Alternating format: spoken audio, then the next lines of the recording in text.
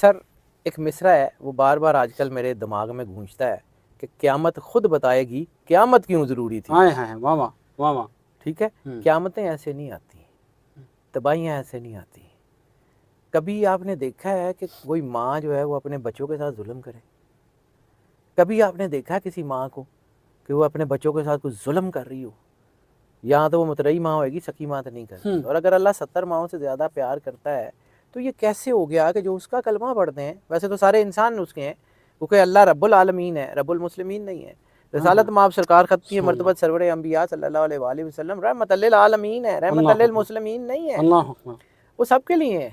लेकिन फिर भी जो इसके बहुत करीबी हैं उनको इतनी फंड पूरी दुनिया में क्यों पड़ रही है? यस, ये क्यों हो रहा है कि जो कलमा पढ़ने वाले हैं वो दुनिया के हर कोने में फंड खा रहे हैं, हर कोने में उनको कोट पड़ रही है, हर कोने में उनको जो है वो खींचातानी हो रही है? क्यों? मैंने एक दफ़ा शायद कहीं अर्ज़ की थी कि जो स्कूल में ना लफंटर लड़के होते थे ना, तो उनको कोई जो कुट पड़ती थी, तो हमारे दौर में तो अब तो वो स्कूल में मार शार मना हो गई है, तो जब हम पढ़ते होते थे ना तो फैंटी बड़ी पहनती होती थी। तो उस वक़्त वो जो लफंटर लड़के होते थे उनको एक आध को थप्पड़ पड़ गया या कुछ एक आध डंडा पड़ गया, लेकिन जब हेडमास्टर का बच्चा वही हरकत करता था ना, तो स्कूल की ग्राउंड में उसको वो सज़ा दी जाती थी ताकि सबको नज़र आए। तो मेरा ख्याल है कि ये कलमा गो मुसलमानों को इसलिए फंड पाड़ी है कि ये उस ताजदार के मानने वाले हैं, उस ख़त्मी मरतबत सरवर अंबिया के मानने वाले हैं जो कायनात की सबसे बड़ी हस्ती है। उस कायनात के सच्चे तरीन दीन के मानने वाले हो के भी दयानतदारी इनके अंदर नहीं है। रसूलुल्लाह सल्लल्लाहु अलैहि वसल्लम की जो पहचान थी, मोहम्मदुन सादिकुल वअदुल अमीन, कि मोहम्मद सल्लल्लाहु अलैहि वसल्लम सरकार ख़त्मी मरतबत सरवर अंबिया सल्लल्लाहु अलैहि वसल्लम अपने वादों के पक्के हैं और अमानतदार हैं। ना तो हमारी कौम वादों की पक्की निकली, ना अमानतदार निकली। हमारे यहाँ जो है वो सबसे ज़्यादा आशिकाने रसूल हैं, लेकिन हमारे यहाँ सबसे ज़्यादा कुरान के असूलों का कत्ल भी हो रहा है। हमारे यहाँ जो है वो ये तो कहा जाता है कि हम काट देंगे जो है वो कोई कुछ ऐसी हरकत करेगा, कुछ करेगा, लेकिन हम अपने किरदार की तरफ नहीं देखते। मुझे सच्ची बात है, डर लगता है कि अगर क़यामत वाले दिन रिसालत माब सरकार ख़त्मी मरतबत सरवर अंबिया ने ये पूछ लिया ना कि तुम मेरी उम्मत थे, और मैं तो इसलिए भी डरता हूँ कि उन्होंने यह कहता है तुसी तो मेरी औलाद सी, कहते तुसी कीता की, मेरे पल्ले तो कुछ नहीं है, मेरी तो औकात ही नहीं है कि मैं कायनात के मालिक के सामने खड़ा भी हो सकूँ। मैं तो डरता हूँ उस दिन से, और मेरी तो रूह तक कांप जाती है कि अगर रिसालत माब नहीं पूछ लिया। तो भाईजान यही अल्लामा इकबाल ने कहा था कि चुन बे गोयम मुसलमानम बे लर्ज़म, कि जब मैं कहता हूँ कि मैं मुसलमान हूँ, मैं लर्ज़ जाता हूँ कि दाना मुश्किलात ला इलाहा, कि मुझे पता है ला इलाहा की मुश्किलात क्या हैं। या वो एक और इनका ऐसी इसी कॉन्टेक्स्ट में कि ये शहादत गहे उल्फत में कदम रखना है, लोग आसान समझते हैं मुसलमान होना। तो सर इसलिए ये कौम जो है ना, ये आपने अगर दुनिया में कहा कि जी आज जो है वो यहूदी पूरी दुनिया को रूल कर रहे हैं, तो वो यहाँ तक पहुँचे कैसे हैं? यहूदियों ने कितनी कुर्बानियाँ दी? क्या मूसा अलैहिस्सलाम के दौर में उससे पहले उनके बच्चे कत्ल नहीं हुए? और फिर मूसा अलैहिस्सलाम की पैदाइश के बाद फिर बाद में जब ये जो है वो उन्होंने बछड़े की पूजा की, तो क्या एक कोने से लेकर दूसरे कोने तक बनी इसराइल के हर कबीले में कत्ले आम नहीं हुआ? क्या इनकी क्लेंजिंग बार बार नहीं हुई? क्या हज़रत दाऊद अलैहिस्सलाम के दौर में तालूत और जालूत की लड़ाई में इनको कत्लेआम नहीं किया गया? क्या ये रिसेंट हिस्ट्री में जो है वो हिटलर के दौर में इनको कत्लेआम नहीं किया गया? ये लोग भी क्लेंजिंग के बाद यहाँ तक पहुँचे हैं। तो मुसलमानों को भी ये जो है ये सोचना पड़ेगा कि what where we are standing. बिल्कुल ठीक है। शायद ये क्लिनजिंग की बात आपने की, पाकिस्तान कभी ज़लज़ला, कभी सैलाब, कभी कोई और आफत, अभी भी पेशगोइयाँ आ रही हैं कि ज़लज़ला आ रहा है जो पाकिस्तान को हिला के रख देगा। तो ये पाकिस्तान के ज़ायचे में आखिर कौन सा सितारा है जो हलचल मचा रहा है? सर सिर्फ पाकिस्तान में नहीं, मैंने इस कॉन्टेक्स्ट में वही बात की कि मुसलमान, लेकिन पाकिस्तान इसलिए अहम है कि रिसालत माब सल्लल्लाहु अलैहि वसल्लम की जो अहादीस हैं उनकी रोशनी में जो हमने अख़ज़ किया, Pakistan is not the ordinary land. Pakistan जितना टूटना था टूट गया, अब नहीं टूटता, मैं इस बारे में भी श्योर हूँ। लेकिन इस पाकिस्तान ने चूँकि एशिया की सदी में जाना है, और हज़रत सखी सुल्तान बहू की किताबों में, हज़रत सखी सुल्तान बहू रहमतुल्लाह अलैह की किताबों में इसका ज़िक्र है, सूफ़ी बरकत अली लुधियानवी ने इसका ज़िक्र किया। सूफ़ी साहब रहमतुल्लाह अलैह बहुत बड़े फ़कीर हैं, उन्होंने जो कहा, वासिफ़ अली वासिफ़ साहब ने जो कहा वो हो के रहना है, बरी इमाम सरकार ने जो कहा वो हो के रहना है। तो ये वही ख़ित्ता है जिसके बारे में रसूल अल्लाह की हदीस के इशारा मिलता है कि मुझे इस इलाके से ठंडी हवा आ रही है। तो वो ठंडी हवा वाला इलाका है, तो इसकी क्लेंजिंग ज़्यादा ज़रूरी है। हम्म। तो यहाँ पर जो है ना ये कौम जो है ना ये उस वक्त तक यूनाइट नहीं होगी जब तक इनको जो है वो कहीं मजबूर नहीं किया जाएगा। ये तब तक ये यहूदी क्यों यूनाइट हुए थे, मैं बार बार उसी तरफ जाता हूँ। कभी फंड पड़ी। फंड पड़ी थी ना, हम्म। कितने कितने लाखों के करीब यहूदी जब कत्ल हो गए थे तो उसके बाद फिर इनको फंड पड़ी थी ना, फिर ये ठीक हो गए थे। आज दुनिया में रूल कर रहे हैं, पाकिस्तानियों ने भी करना है। मैंने कहा था कि मैंने बड़ी अरसे में मेरा आई एम कन्विंस्ड 2027 तक देख लीजिए, ये 4-5 साल में देखिएगा पाकिस्तान ही नहीं दुनिया भर में मुसलमान एक बड़ी ताकत के तौर पे उभरेंगे। 2027 तक लिख लीजिए और कहीं नोट कर लीजिए, यू विल सी इट। अभी ये 4-5 साल जो है ना ये कोट पढ़नी है मुसलमानों को, ये इनमें इन्होंने आगे जाते जाते टाइम लेना ही लेना है, और you will see it, you will see it कि ये होगा।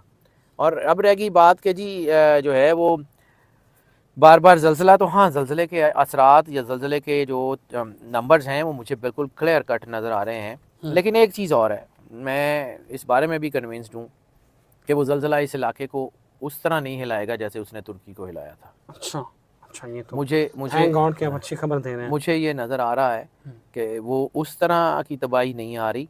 हाँ होगी ज़रूर, उसके चांसेस हैं, अल्लाह बचा ले। और मैं वही जो है वो बार बार ये बात कहता हूँ, कोई मतलब मैं मेरे अंदर शायद इंसान हूँ ना, तो कुछ बहुत सारी चीज़ों को फ़ील करता हूँ। मैं मुसलमान तो हूँ लेकिन पाकिस्तानी हूँ, तो पाकिस्तान की तकलीफ़ मुझे बड़ी अंदर से महसूस होती है, लेकिन कुछ कर नहीं सकते। तो बस दुआ है कि अल्लाह करम नवाज़ी कर दे, और यकीन भी है कि अल्लाह करम नवाज़ी ज़रूर करेगा। हालात तो इस तरफ जा रहे हैं कि चीज़ें बेहतरी की तरफ आएंगी, और मालिक बेहतर से बेहतर हालात ज़रूर करेगा। मुझे कोई उलमा साहब नहीं कहा था कि ज़रा नाम हो तो ये मिट्टी बड़ी ज़रखेज़ है साकी, तो ये मिट्टी बड़ी ज़रखेज़ है, ज़रा थोड़ा सा इनको जो है सांस तो आ लेने दें। शशि, आपने ये फंड के बाद इकट्ठे होने की बात की है, तो क्या ये स्पेसिफिकली पाकिस्तानी आवाम की बात है या ओवरऑल मुसलमानों की आपने बात की सर है? ओवरऑल देखें म्यांमार में क्या हुआ है, उस आप देख लें दुनिया में कहाँ कहाँ मुसलमानों के साथ क्या क्या हो रहा है, और उसके बाद मुसलमानों की ऑर्गेनाइजेशंस बेहतर नहीं हो रही? क्या मुसलमानों की आपस में कोऑर्डिनेशंस बेहतर नहीं हो रही? क्या सीरिया के मुसलमानों का जो कभी बिल्कुल ही जो है वो रास्ता ब्लॉक था टर्किश लोगों के साथ, क्या वो बेहतर नहीं हुआ? मैं तो मैं ईरान सऊदी अरब अगर दोस्त बन रहे हैं। सर ये मुसलमान इकट्ठे होंगे, और मैंने पहले भी अर्ज़ किया था कि वो जो इस्लाम की सबसे खूबसूरत तस्वीर उस वक्त बनेगी जब तमाम के तमाम फ़िरके इकट्ठे बैठेंगे, तो वो जो चेहरा इस्लाम का सामने आएगा वो दुनिया का सबसे खूबसूरत चेहरा होगा। ये जो अभी तो हमें ये फ़िरकों में बांटा हुआ है ना, शिया सुन्नी वाबी देवबंदी, अभी तो हमें ये पंजाबी सिंधी बलोची डांटा हुआ है, ये सारे इकट्ठे होंगे and we would be sitting on one place. तो वो जो हमारी कौम का एक बहैसियत मिल्लत मुसलमानों की है, वो जो तारिक बिन ज़ियाद ने जो जिसका जुमला अल्लामा इकबाल ने कोट किया था कि हर मुल्क मुल्क मास के मुल्क खुदाए मास, उसने जिब्राल्टर पे खड़े होकर कहा था कि हर मुल्क हमारा मुल्क है, कि हमारे खुदा का मुल्क है। तो हमारी ये जो है ना ये बुनियादें जो हैं ये बाउंड्रीज़ में बंद नहीं है, हम इकट्ठे ही हैं। वो जो अल्लामा साहब ने कहा था कि अपनी मिल्लत का क्यास अक़वाम मग़रिब से न कर, ख़ास है ख़ास है तरकीब में कौम रसूल हाशमी, जो चुमे कांटा जो काबल में, तो हाँ हिंदुस्तान का हर पीर व जवां बेताब हो जाए। ऐसे ही है सर, ये है। जब ये जो है वो टर्किश एम्पायर जा रही थी तो मुसलमानों ने तरीक़े खिलाफत की जो तहरीक नहीं चलाई यहाँ पे, चलाइए। तो वो अलहदा बात है कि वो मतलब सारे वो कर कुछ नहीं सके, लेकिन कोशिश तो जी, मेरा ख्याल आप इस बात से एग्री करेंगे कि हमने मुसलमानों का मतलब खिलाफत उस्मानिया देख लें, उसके बाद मुग़ल एम्पायर देख लें, हमने ख़ुद मुसलमानों ने अपना बेड़ा गर्क किया है। सर मैं फिर एक ऐसा जुमला कहता हूँ, कुछ सीधी सी बात है, गद्दार पैदा करने का ठेका भी तो मुसलमाना नहीं लिया हुआ है। एक बड़ी खूबसूरत किताब है, एक बहुत खूबसूरत किताब है हिस्ट्री ऑफ द ट्रेटर्स, पढ़िएगा ज़रूर। ठीक है सर जी। और बिल्कुल उसको जो है ना वो सही तरह पढ़िएगा, बहैसियत इंसान पढ़िएगा। हिस्ट्री ऑफ द ट्रेटर्स में कौन कौन सा गद्दार कहाँ कहाँ किस किस ने पैदा किया, तो ज़रा उसकी फिर रेशो भी देख लीजिएगा। वो अलहदा बात है कि हमें जो है वो यूरोपियन जो गद्दार थे जिन्होंने खैरुद्दीन बारबोसा जैसे को बिट्रे किया, तो वो तो ईसाई था, लेकिन वो बहुत कम लोग हैं, बहुत कम है।